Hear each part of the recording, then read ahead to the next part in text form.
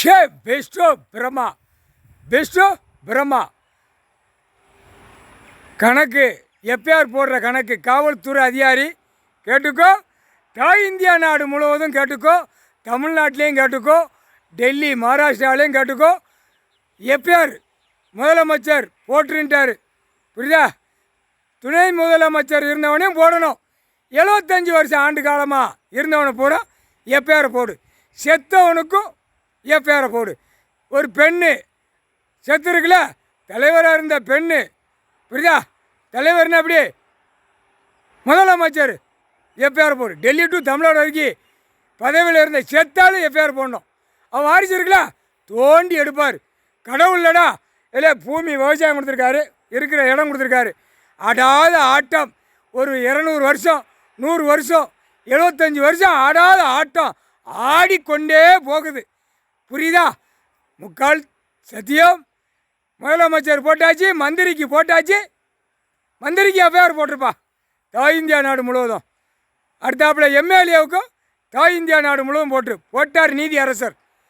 அடுத்தாப்பில் MP போட்டு குடியரசு அந்த உட்காந்து சேரை பிடிச்சி ஆட்டுதான்ல பிரதமர், அது அப்புறம்தான்.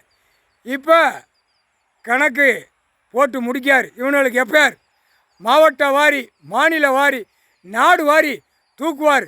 தூக்கி தூக்கி அடிப்பார். கடவுளடா, கடவுளை அவமதிச்சு ஓடுதீங்களாடா பாய் பேல. நீதிமன்றத்தை அவமதிச்சு ஓடுதீங்களடா. உள்ளே போனால் இந்த முடிச்சுக்கிடுவோம், இவனுங்களை போட்டு முடிச்சுடுவோம். பஞ்சாயத்து போர்டுக்கு எஃப்ஐஆர் போட்டு, பஞ்சாயத்து போர்டு எஃப்ஐஆர் போட்டேன்னா வார்டு வரைக்கும் 75 வருஷம் ஆண்டு காலம் இருந்தவனை பூரா பெட்டதியை பிடிச்சி தூக்கணும், புரியுதா? தூக்கி உள்ளே கொண்டு போயிட்டார் ஐயா.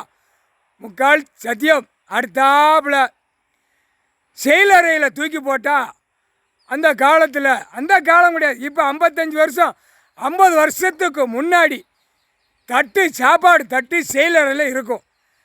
அவன் கழிப்பறை கழிக்கணும், அதை போய் தட்டணும், திங்கணும், கழுவி வச்சுருந்தான். இப்போ என்ன செய்தோம், எல்லாரும் தூக்கி உள்ளே வச்சு எல்லாம் கோழி கறி, ஆட்டு கறி, பிரியாணி. ஏண்டா பாய் பேல முட்டா பேல ஒரு பேப்பரை வச்சு விளையாட்டாட விளையாடுதிய.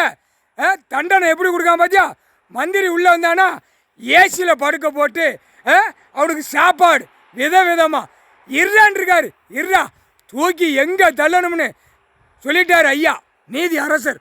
முக்கால் சத்தியம்.